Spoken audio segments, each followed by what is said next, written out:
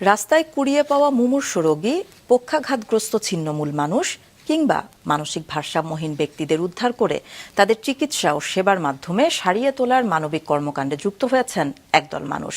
ব্যক্তি উদ্যোগে কেরানীগঞ্জে গড়ে তুলেছেন ছিন্নমূল মানুষের আশ্রয় প্রকল্প আপন ঘর ফাউন্ডেশন। সাইফুল ইসলামের ক্যামেরায় মৌমিতা জান্নাতের রিপোর্ট। ৭০ আব্দুল জব্বার একজন বীর মুক্তিযোদ্ধা। বৃদ্ধ বয়সে পরিবার পরিত্যক্ত মানুষটির ঠিকানা ছিল ফুটপাত। শারীরিক ও মানসিকভাবে অত্যন্ত অসুস্থ অবস্থায় তাকে উদ্ধার করে আপন ঘরের কর্মী বাহিনী। বর্তমানে আপন ঘরের মানুষেরাই তার আপনজন। তারপর আমি এই অবস্থা আমার এই অবস্থায় আমি একজন মুক্তিযোদ্ধা হয়ে আমার এই অবস্থা কেন হবে?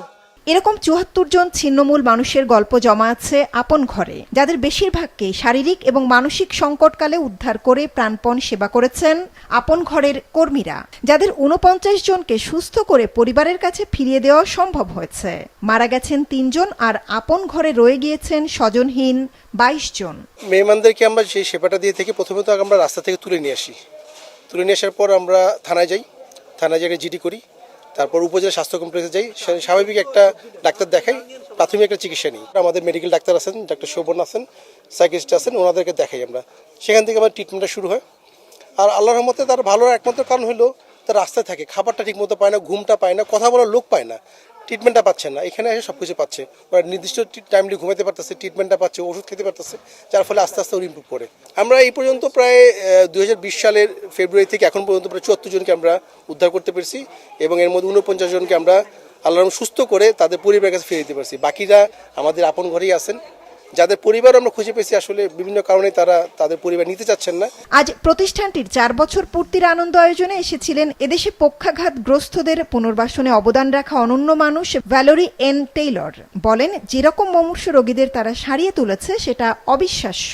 And the transformation of these individuals is remarkable, and I think it's because they know they're not perhaps thinking what is the reason, but I believe it's all to do with the security of this place, the beautiful food, the good clothes, but more than anything, the love and the compassion and the respect that staff give them that make them feel worth living.